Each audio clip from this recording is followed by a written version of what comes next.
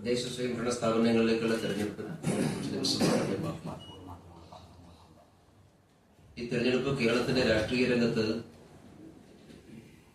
ഒരു ദിശാബോധം നൽകുന്ന തെരഞ്ഞെടുപ്പായിരിക്കും എന്നുള്ളതാണ് ഭാരതീയ ജനതാ പാർട്ടിയുടെ ഒരു വിലയിരുത്തൽ. പ്രത്യേകിച്ചും വികസനത്തെക്കുറിച്ചുള്ള മൗലികമായിട്ടുള്ള ചില നിലപാടുകളും കാഴ്ചപ്പാടുകളും ചർച്ച ചെയ്യപ്പെടണമെന്നാണ് ഞങ്ങൾ ആഗ്രഹിച്ചിട്ടുള്ളത്. അതുകൊണ്ട് ഈ തെരഞ്ഞെടുപ്പിൽ BJP മുമ്പോട്ട് വെച്ചിട്ടുള്ളത് ഒരു വികസനത്തെക്കുറിച്ചുള്ള അജണ്ടയാണ്. വികസിത കേരളം എന്നുള്ള ആശയമാണ് മുഴുവൻ കേരളത്തിലും തെരഞ്ഞെടുപ്പിന്റെ ഏറ്റവും പ്രധാനപ്പെട്ട ആശയമായി ഞങ്ങൾ മുമ്പോട്ട് വെച്ചത്. പക്ഷെ നിർഭാഗ്യവശാൽ കേരളത്തിലെ മറ്റു രണ്ട് മുന്നണികൾ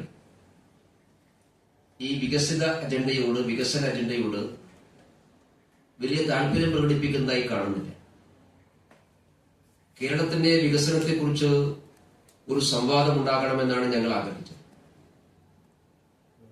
കാരണം കേരളം രൂപം കൊണ്ടിട്ട് 69 വർഷമായി. ഒരു വർഷം കൂടി കഴിഞ്ഞാൽ നാം സപ്തതിയിലേക്ക് കടക്കുകയാണ്. നാളിതുവരെ കേരളം ഭരിച്ച മുന്നണികൾ അവർ മുമ്പോട്ട് വെച്ചിട്ടുള്ള അവരുടെ വികസന നിലപാടുകൾ ഇതെല്ലാം ഈ തദ്ദേശ ഭരണ സ്ഥാപനങ്ങളിലേക്കുള്ള തെരഞ്ഞെടുപ്പിൽ സജീവമായ ചർച്ച ചെയ്യപ്പെടുന്ന ഒരു വിഷയമായി മാറണം എന്നായിരുന്നു ഞങ്ങൾ ആഗ്രഹിച്ചത്. പ്രത്യേകിച്ചും വികസനത്തിന്റെ ഒരു പ്രധാനപ്പെട്ട കേന്ദ്രം പ്രാദേശിക ഭരണ സ്ഥാപനങ്ങളാണ് എന്നുള്ളതുകൊണ്ട് അതിലൂന്നിക്കൊണ്ട് വികസനത്തിന്റെ രാഷ്ട്രീയം ചർച്ച ചെയ്യണമെന്നായിരുന്നു ആഗ്രഹിച്ചത്. ഞങ്ങൾ അതിനാണ് തുടക്കം കുറിച്ചത്, നേതൃത്വം നൽകാൻ ആഗ്രഹിച്ചത്. പക്ഷേ കേരളം ഇക്കാലം അത്രയും ഭരിച്ച കേരളത്തിലെ മഹാഭൂരിപക്ഷം വരുന്ന തദ്ദേശ ഭരണ സ്ഥാപനങ്ങളുടെയും അധികാരം കൈയാളുന്ന രണ്ട് മുന്നണികൾക്കും അതിനെക്കുറിച്ച് വലിയ താല്പര്യമൊന്നുമില്ല. അവർക്ക് മറ്റു പല വിഷയങ്ങളും ചർച്ച ചെയ്യുന്നതിനാണ് താല്പര്യം എന്നുള്ളതാണ് കഴിഞ്ഞ കുറച്ചു ദിവസമായിട്ടുള്ള അനുഭവം. പക്ഷെ BJP കേരളത്തിലെ ജനങ്ങളോട് വികസിത കേരളം സൃഷ്ടിക്കാനും വികസിത ഗ്രാമപഞ്ചായത്തുകളും വികസിത നഗരസഭകളും സൃഷ്ടിക്കാൻ ആവശ്യമായ ഒരു ബദൽ വികസന പ്ലാൻ കേന്ദ്ര ഗവൺമെന്റിന്റെ വികസന സമീപനവുമായി ഒത്തുചേർന്നുകൊണ്ട് കേരളത്തിലെ തദ്ദേശ ഭരണ സ്ഥാപനങ്ങളിലെല്ലാം ഒരു ബദൽ വികസന പ്ലാൻ അവതരിപ്പിച്ചുകൊണ്ടാണ് ഞങ്ങൾ ഈ തെരഞ്ഞെടുപ്പിൽ ജനങ്ങളെയും വോട്ടർമാരെയും അഭിമുഖീകരിക്കുന്നത്. ഞങ്ങൾക്കതിന് പതിവിൽ കവിഞ്ഞ സ്വീകാര്യതയും ജനങ്ങളിൽ നിന്ന് വലിയ പ്രതികരണവുമാണ് ഞങ്ങൾ അവതരിപ്പിച്ചിട്ടുള്ള എല്ലാ വികസന അജണ്ടകൾക്കും. തദ്ദേശ ഭരണ സ്ഥാപനങ്ങളെ മുഴുവൻ വികസനത്തിന്റെ ഒരു പ്ലാറ്റ്ഫോമാക്കി മാറ്റണം എന്നാണ് ഞങ്ങൾ ആഗ്രഹിക്കുന്നത്. മുമ്പോട്ട് അഴിമതിരഹിതമായിട്ടുള്ള ഭരണം എല്ലാ തദ്ദേശ ഭരണ സ്ഥാപനങ്ങളിലും ഉണ്ടാകണം. അഴിമതിയോട് സീറോ ടോളറൻസ് നിലപാട് സ്വീകരിക്കണം. ഇതാണ് തെരഞ്ഞെടുപ്പിലെ ഏറ്റവും പ്രധാനപ്പെട്ട ഒരു ആശയമായി ഞങ്ങൾ മുമ്പോട്ട് വെച്ചിട്ടുള്ളത്. അഴിമതി കേരളത്തിലെ ഏറ്റവും പ്രധാനപ്പെട്ട ഒരു വിഷയമായിട്ട് മാറുകയാണ്. സംസ്ഥാന സർക്കാർ തദ്ദേശ ഭരണ സ്ഥാപനങ്ങളിലെ വിവിധ ഭരണസമിതികളുടെ അഴിമതിയെല്ലാം പ്രോത്സാഹിപ്പിക്കുന്ന സമീപനമാണ് സ്വീകരിച്ചിട്ടുള്ളത്. കേരളത്തിലെ വിവിധ തദ്ദേശ ഭരണ സ്ഥാപനങ്ങളിലേക്ക് ഉയർന്നു വന്നിട്ടുള്ള എല്ലാ അഴിമതിയെയും സംരക്ഷിക്കുന്ന നിലപാടാണ് സംസ്ഥാന സർക്കാർ സ്വീകരിച്ചിട്ടുള്ളത്. ഇപ്പൊ കേരളത്തിലെ പ്രധാനപ്പെട്ട കോർപ്പറേഷനുകൾക്ക് എതിരായിട്ട് വലിയ അഴിമതി ആരോപണങ്ങളാണ് ഉയർന്നു വന്നിട്ടുള്ളത്. ഓഡിറ്റ് ജനറൽ റിപ്പോർട്ടിൽ എല്ലാ നഗരസഭകളുടെയും ഭരണസമിതിക്കെതിരായിട്ടുള്ള ഗുരുതരമായിട്ടുള്ള ആരോപണങ്ങൾ ഉയർന്നു വന്നിരിക്കുകയാണ്. സംസ്ഥാന സർക്കാരിനെതിരായിട്ട് ഉയർന്നു വന്നിട്ടുള്ള ഏറ്റവും ഒടുവിലത്തെ ആരോപണം കിഫ്ബിയുമായി ബന്ധപ്പെട്ടുകൊണ്ട് ഇന്നലെ ബഹുമാനപ്പെട്ട മുഖ്യമന്ത്രി അതിന് മറുപടി പറയുന്നത് കേട്ടു. റിസർവ് ബാങ്കിന്റെ ചട്ടങ്ങൾക്ക് വിരുദ്ധമായി ഒന്നും ചെയ്തിട്ടില്ല എന്നാണ് മുഖ്യമന്ത്രി പറഞ്ഞിട്ടുള്ളത്.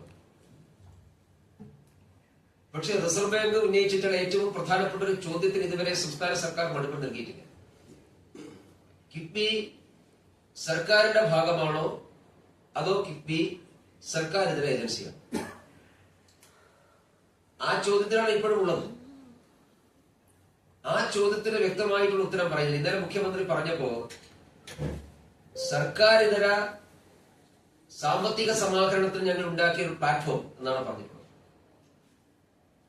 അപ്പൊ അതൊരു സർക്കാരിതര സംരംഭമാണെങ്കിൽ സർക്കാരിതര സംരംഭത്തിന് റിസർവ് ബാങ്ക് മുന്നോട്ട് വെച്ചിട്ടുള്ള ചട്ടങ്ങൾക്ക് വിധേയമായിട്ടാണോ അവർ പ്രവർത്തിക്കുന്നത്? ഇപ്പൊ ഇ ഡി അയച്ചിട്ടുള്ള നോട്ടീസിൽ പറയുന്ന ഏറ്റവും പ്രധാനപ്പെട്ട കാര്യം, മസാല ബോണ്ട് ഇറക്കി അതിന് സമാഹരിച്ച തുക കൊണ്ട് കേരളത്തിൽ ഭൂമി കച്ചവടം നടത്തി എന്നുള്ളതാണ്, റിയൽ എസ്റ്റേറ്റ് നടത്തി എന്നുള്ളതാണ്. അങ്ങനെ ഒരു ധനകാര്യ സ്ഥാപനത്തിന് വിദേശ രാജ്യങ്ങളിൽ നിന്ന് പണം സമാഹരിച്ച് ഇന്ത്യക്കകത്ത് റിയൽ എസ്റ്റേറ്റ് ഏർപ്പാട് നടത്താൻ അല്ലെങ്കിൽ ഭൂമി ഇടപാട് നടത്താൻ റിസർവ് ബാങ്കിന്റെ ചട്ടങ്ങൾ അനുവദിക്കുന്നു ഇല്ല എന്നുള്ളതാണ് നമ്മുടെ അറിവ്. അപ്പൊ അതിന് മുഖ്യമന്ത്രിക്ക് എന്ത് മറുപടിയാണുള്ളത്? ഈ ചോദ്യം ആദ്യമായിട്ട് ഉയർന്ന ചോദ്യമല്ല. ഈ ചോദ്യം ആദ്യം ഉയർന്നത് CAG ആണ്. കൺട്രോളർ ആൻഡ് ഓഡിറ്റർ ജനറൽ കേരളത്തിലെ ധനകാര്യ മാനേജ്മെന്റിനെ കുറിച്ച് പറയുന്ന സന്ദർഭത്തിൽ സൂചിപ്പിച്ചിട്ടുള്ള ഒരു കാര്യം, കിഫ്ബി ഈ ഓഡിറ്റിംഗിന്റെ പരിധിയിൽ പെടുത്താൻ സർക്കാർ ആഗ്രഹിക്കുന്നില്ല. കിഫ്ബിയിലൂടെ വന്നു വരുന്ന പണം ഓഡിറ്റിന് വിധേയമാകുന്ന പണമല്ല എന്നുള്ളതാണ് സംസ്ഥാന സർക്കാർ സ്വീകരിച്ചിരിക്കുന്ന നിലപാട്. ആ സമയത്ത് സമാനമായിട്ടുള്ള ചോദ്യം CAG ചൂണ്ടിക്കാണിച്ചിട്ടുള്ളതാണ്. കാരണം കിഫ്ബി പണം സമാഹരിക്കുന്നത് സംസ്ഥാന സർക്കാരിന്റെ ജാമ്യത്തിലാണ്, അല്ലാതെ കിഫ്ബിക്ക് വേറെ എന്താ ജാമ്യമുള്ളത്? അപ്പൊ സംസ്ഥാന സർക്കാരിന്റെ ജാമ്യത്തിൽ കിഫ്ബി എന്ന് പറയുന്ന ഒരു സമാന്തര ധനകാര്യ ഏജൻസി പണം സമാഹരിക്കുമ്പോൾ അത് സർക്കാരിന്റെ ഭാഗമായിട്ട് തന്നെ വേണം കണക്കാക്കാൻ. അപ്പുറത്ത് ED അയച്ച നോട്ടീസിൽ ED ഉന്നയിച്ചിട്ടുള്ള ഒരു ചോദ്യത്തിനും വസ്തുതാപരമായി മറുപടി പറയാൻ, ജനങ്ങൾക്ക് ബോധ്യപ്പെടുന്നതിന് മറുപടി പറയാൻ മുഖ്യമന്ത്രിക്ക് ഇന്നലെയും സാധിച്ചിട്ടില്ല. അപ്പൊ നാട്ടിൽ വികസനത്തിന്റെ പേര് പറഞ്ഞുകൊണ്ട് വികസനത്തിന്റെ പറമ്പിൽ വലിയ സാമ്പത്തിക മിസ്മാനേജ്മെന്റും വലിയ അഴിമതിയും നടക്കുന്നു എന്നുള്ളതാണ് ഇതിലൂടെ ബോധ്യപ്പെടുന്നത്. ഇന്നലെ ബഹുമാനപ്പെട്ട മുഖ്യമന്ത്രി ശബരിമലയുമായി ബന്ധപ്പെട്ട ചോദ്യത്തിന് ഉത്തരം പറഞ്ഞത് കുറ്റക്കാരായിട്ടുള്ള ഒരാളുടെയും CPM സംരക്ഷിക്കില്ല എന്നുള്ളതാണ്. പക്ഷെ എൻ വാസുവിനെയും പത്മകുമാറിനെയും സംരക്ഷിക്കുന്ന ആരാണ്? ഒരു നടപടിയും ഈ നിമിഷം വരെ പത്മകുമാറിനെതിരായിട്ട് നടത്താൻ CPM തയ്യാറായിട്ടില്ലല്ലോ. കുറ്റം തെളിയിക്കപ്പെട്ടതിന് ശേഷം നടപടി എടുക്കാമെന്ന്. കുറ്റം തെളിയിക്കപ്പെടുന്നതൊക്കെ കോടതിയിലെ വിചാരണയൊക്കെ പൂർത്തിയായ ശേഷമാണ്. പ്രഥമ ദൃഷ്ടിയ പത്മകുമാർ കുറ്റവാളിയാണ് എന്നുള്ളത് കൊണ്ടാണല്ലോ അദ്ദേഹത്തെ അറസ്റ്റ് ചെയ്ത് ജയിലിൽ അടച്ചിട്ടുള്ളത്. അദ്ദേഹത്തിന്റെ മൊഴികൾ നമ്മുടെ മുമ്പിൽ ഉണ്ടല്ലോ.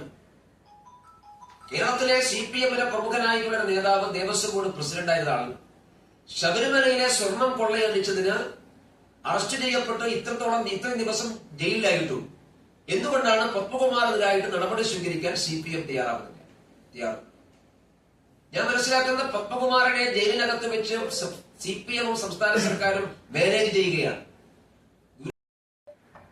കേരളത്തിലെ ക്ഷേത്രങ്ങൾ കൊള്ളയടിക്കുന്നതിനെ കുറിച്ച് കേന്ദ്ര ഏജൻസി അന്വേഷിക്കണമെന്ന് ഭാരതീയ ജനതാ പാർട്ടി ആവശ്യപ്പെടുന്നത് അതുകൊണ്ടാണ്. കേന്ദ്ര ഏജൻസിയുടെ അന്വേഷണത്തിന്റെ ഭാഗമായിട്ടാണ് ED അന്വേഷണം വന്നത്. ശബരിമലയിലെ സ്വർണ്ണക്കൊള്ള EDക്ക് അന്വേഷിക്കാം എന്ന് ഹൈക്കോടതി പറഞ്ഞു. ഇപ്പോ സംസ്ഥാന സർക്കാരും സംസ്ഥാന സർക്കാരിന്റെ നിർബന്ധത്തിന് വിധേയമായി SITയെ കൊണ്ടു അപ്പീൽ കൊടുപ്പിക്കാൻ പുറപ്പെടുകയാണ്. എന്തിനാണ് സംസ്ഥാന സർക്കാർ അപ്പീൽ കൊടുക്കുന്നത്? ശബരിമലയിലെ സ്വർണ്ണക്കൊള്ളയിൽ CPMനോ സംസ്ഥാന സർക്കാരിനോ ഒന്നും മറച്ചു വെക്കാനില്ലെങ്കിൽ അത് ED അന്വേഷിക്കുന്നതിൽ ഈ സർക്കാർ എന്താ ബുദ്ധിമുട്ടുള്ളത്? ED അന്വേഷണം വേണ്ട എന്ന് പറയുമ്പോൾ ED ഒരു സാമ്പത്തിക ഏജൻസിയാണ്. അപ്പൊ ഇതിലെ ബഹുമാനപ്പെട്ട ഹൈക്കോടതി തന്നെ ചൂണ്ടിക്കാണിച്ചിട്ടുള്ളത് ഈ ശബരിമലയിലെ സ്വർണ്ണക്കൊള്ളക്ക് പുറകിൽ അന്താരാഷ്ട്ര തലത്തിൽ പ്രവർത്തിക്കുന്ന വിഗ്രഹമോഷക സംഘങ്ങളുണ്ട് എന്ന് സംശയിക്കേണ്ടിയിരിക്കുന്നു എന്ന് ഹൈക്കോടതി പറഞ്ഞിട്ടുള്ളതാണ്. അപ്പൊ അങ്ങനെ അന്തർ സംസ്ഥാന ബന്ധങ്ങളും അന്തർദേശീയ ബന്ധങ്ങളുമുള്ള ഒരു വലിയ സാമ്പത്തിക കുറ്റകൃത്യമായിട്ട് ഈ ശബരിമല കൊള്ള മാറുകയാണ്. അങ്ങനെ സാമ്പത്തിക കുറ്റകൃത്യം ഇതിലുള്ളത് കൊണ്ടാണ് ഈ കേസ് സ്വമേധയ ED അന്വേഷിക്കാൻ തയ്യാറായത്. ED അന്വേഷണമാണ് ആരംഭിച്ചത്. കൂടുതൽ അന്വേഷണം ഉണ്ടാകണം. സംസ്ഥാന സർക്കാരിന്റെ ഇതിലെ പങ്കാളിത്തം, സംസ്ഥാന സർക്കാരിന്റെയും സർക്കാർ നേതൃത്വത്തിലുള്ള CPMന്റെയും ഈ കാര്യത്തിലുള്ള പങ്കാളിത്തം പുറത്തു കൊണ്ടുവരാൻ ആവശ്യമായ അന്വേഷണം വേണം എന്നാണ് BJP ആവശ്യപ്പെടുന്നത്. അതുകൊണ്ട് ഈ തെരഞ്ഞെടുപ്പിൽ അതും ഞങ്ങൾ ജനങ്ങളുടെ മുമ്പാകെ അവതരിപ്പിക്കും.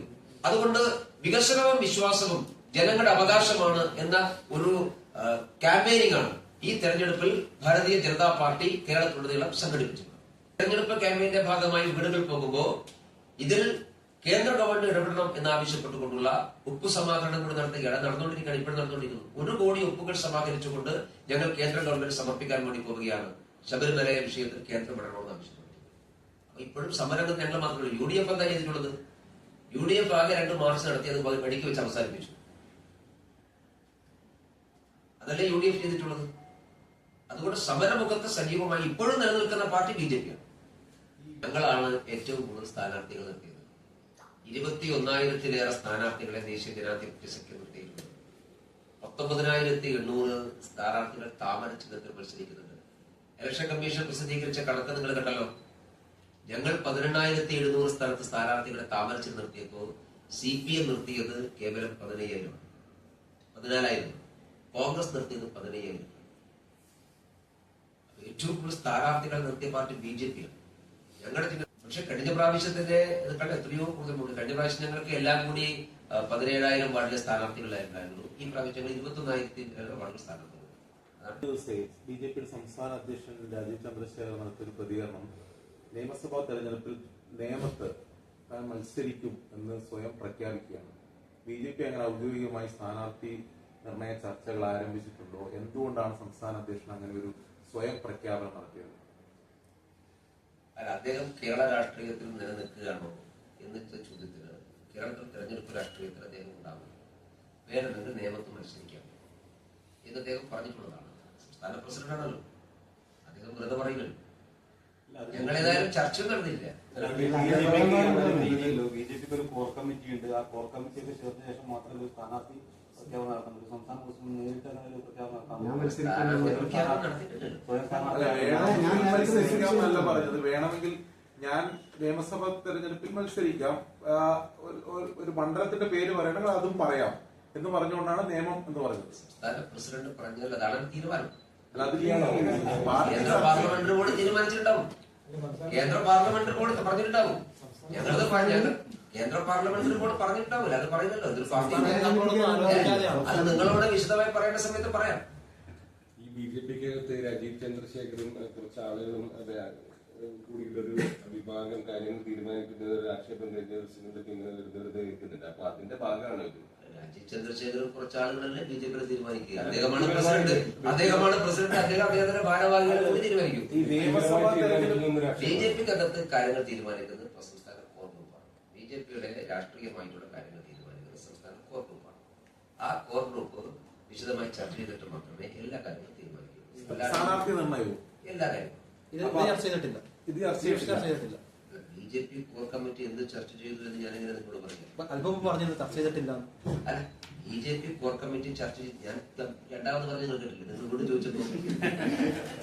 ചോദിച്ചപ്പോ ഞാൻ പറഞ്ഞല്ലോ, ഞാൻ BJP കോർ കമ്മിറ്റി എന്ത് ചർച്ച ചെയ്തു, BJP പാർലമെന്ററി ബോർഡ് എന്ത് ചർച്ച ചെയ്തു എന്നൊന്നും എനിക്ക് നിങ്ങളോട് പറയാൻ പറ്റില്ല. പിന്നെ ഒരു കാര്യം നിങ്ങൾ മനസ്സിലാക്കുന്നത്, BJP ഒരു ദേശീയ പാർട്ടിയാണ്. ആ ദേശീയ പാർട്ടിയുടെ സംസ്ഥാന അധ്യക്ഷൻ ഒരു കാര്യം പറഞ്ഞിട്ടുണ്ടെങ്കിൽ അതൊന്നും ആലോചിക്കാതെയല്ലോ പറയുക. രാജീവ് ചന്ദ്രശേഖരൻ ഒന്നും ആലോചിക്കാതെ പറയുന്ന ആളല്ലോ. അപ്പൊ സ്വാഭാവികമായിട്ടും അതിൽ അണ്ടർസ്റ്റുഡ് ആണ്. നിങ്ങൾ അതിന്റെ ഇതാണോ BJPയുടെ രീതി? ഇതാണോ പൊതുവെ BJP സ്വീകരിക്കുന്ന രീതി? അവിടെ തീരുമാനിച്ച് സംസ്ഥാന അധ്യക്ഷൻ വന്ന് പ്രഖ്യാപിക്കുന്നതാണോ? തീരുമാനിച്ചിട്ടില്ല. നിങ്ങളവിടെ പറഞ്ഞില്ലല്ലോ. തീരുമാനിച്ചിട്ടില്ല പോയല്ലോ. നിയമത്ത് വേണമെങ്കിൽ ഞാൻ മത്സരിക്കും എന്നല്ലേ പറഞ്ഞത്. നാളെ MLA തീരുമാനിച്ചിട്ട് ഞാൻ മഞ്ചേശ്വരത്ത് മത്സരിക്കും വേണമെങ്കിൽ എന്ന് പറഞ്ഞാൽ ആ രീതിയാണോ BJPക്ക് നിലവിലുള്ളത്? പറഞ്ഞിട്ടില്ല.